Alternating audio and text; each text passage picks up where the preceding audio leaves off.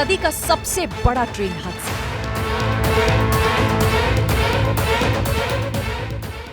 भगवान कृष्ण को भी पता था महाभारत का युद्ध होगा, लेकिन क्या वो टाल पाए? जानना अलग है। 275 मौत, 1000 से ज्यादा लोग घायल। क्या 275 लोगों की जान बच सकती थी? अपनों को खोने की अंतहीन पीड़ा। तो मैं प्रार्थना करूं कि बहुत बार हमने राष्ट्र के लिए अर्जी लगाई, बहुत बार देश के लिए अर्जी लगाई, और दर्द की अनंत दास्तां। आपकी शक्ति कोई बड़ी घटना भारत के बारे में संकेत दे पाती है? माय डियर, ठटरी के बड़े तो कहेंगे नहीं। माय डियर प्यारे, यस। शुक्रवार शाम को बालासोर में हुआ हादसा क्या टल सकता था? क्या 288 लोगों की जान बच सकती थी? क्या हजारों घायल हुए लोग सुरक्षित बच जाते? क्या लोगों को अपनों को खोने की ये अंतहीन पीड़ा नहीं सहनी पड़ती? और क्या दर्द की इस अनंत दास्तां से देश का सामना नहीं होता?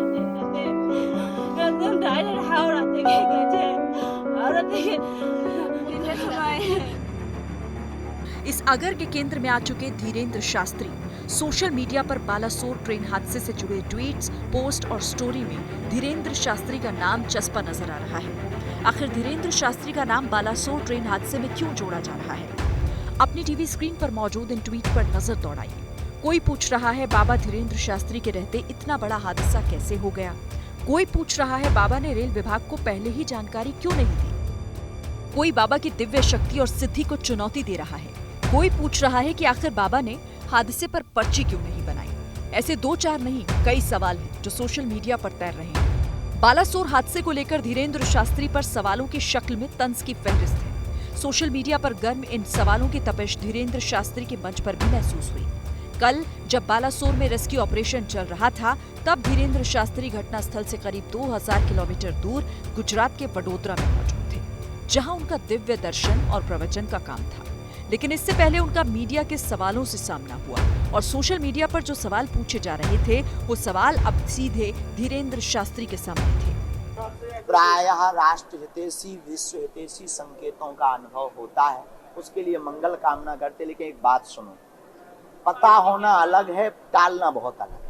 भगवान कृष्ण को भी पता था कि महाभारत होगा, पर टाल नहीं पाए। समझ गए? महज 13 सेकंड के बयान के जरिए धीरेंद्र शास्त्री ने सवालों का जवाब देने की कोशिश की। खुद के बचाव में भगवान कृष्ण के महाभारत वाले प्रसंग का उदाहरण पेश किया, लेकिन सोशल मीडिया से लेकर आम लोगों के बीच सवालों का जो सैलाब था, उसके लिए 13 सेकंड का ये जवाब नाकाफी था। इसके बाद मौका था बाबा के दिव्य दरबार का।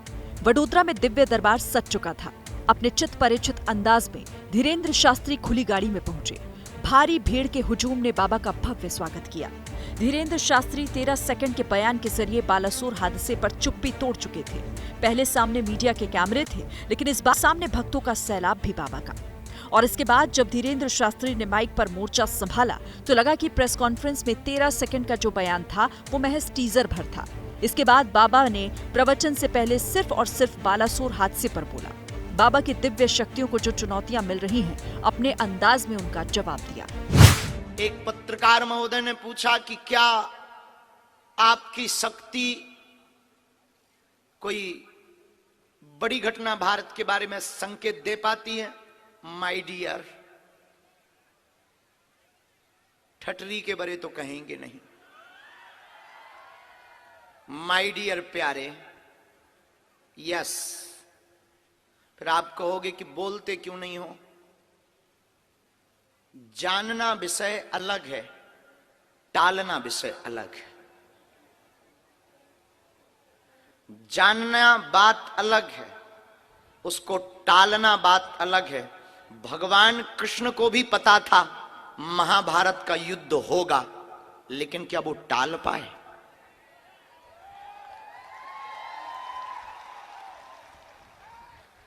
जानना अलग है, टालना अलग है। अपने जवाब के पहले हिस्से में धीरेंद्र शास्त्री ने लगभग प्रेस कॉन्फ्रेंस वाला ही जवाब दिया। भगवान श्री कृष्ण का उदाहरण दोहराया और फिर रोज राष्ट्र के लिए अर्जी लगाने की बात बताई। हाँ, लेकिन हम प्रतिदिन अर्जी अपने इष्ट के चरणों में लगाते हैं कि कोई भी अमंगल इस राष्ट्र का ना हो, पूरी दुनिया का मंगल हो, राष्ट्र का मंगल हो। फिर आप कहोगे कि आपकी चेतना या आपकी शक्ति क्या संकेत दे सकती है? जो संकेत दे सकती, कहां तक दे सकती? जहां तक पवन की गति है वहां तक संकेत मिल सकता है दरबार से, क्योंकि यह दरबार पवन पुत्र का है। फिर आपके मन में बहुत से प्रश्न और कौतुक करने लगे होंगे, तो मैं प्रार्थना करूं कि बहुत बार हमने राष्ट्र के लिए अर्जी लगाई, बहुत बार देश के लिए अर्जी लगाई। अपने दिव्य दरबार के चमत्कारों को धार देने के लिए धीरेंद्र शास्त्री ने दावा किया कि वो अपनी दिव्य शक्तियों के जरिए देश के कई नामी वैज्ञानिकों और कई विषय के जानकारों का मार्गदर्शन कर चुके हैं। और बहुत से दिल्ली से लोग अनेक विषयों से संबंधित, चाहे वो वैज्ञानिक पद्धति की रिसर्च पर हो, अथवा भूमिगत जल स्रोत की रिसर्च पर हो, अथवा फिर साइंटिस्ट वैज्ञानिक मार्ग में आने वाले लोग हों, बहुत से लोग प्रायः गोपनीय तरीके से हमारे पास आते हैं और हम बताते भी हैं और ये भी कह सकते हैं कि जब जब हमारे राष्ट्र को हमारे सदगुरुदेव सन्यासी बाबा की शक्ति की जरूरत पड़ेगी, हम राष्ट्र हित के लिए, चाहे वो आतंकी हमला हो, चाहे वो कोई छुपी हुई बात हो, जितना बल है उस बल पर बिल्कुल हमेशा अपने राष्ट्र के लिए अपनी शक्ति का सदुपयोग करेंगे।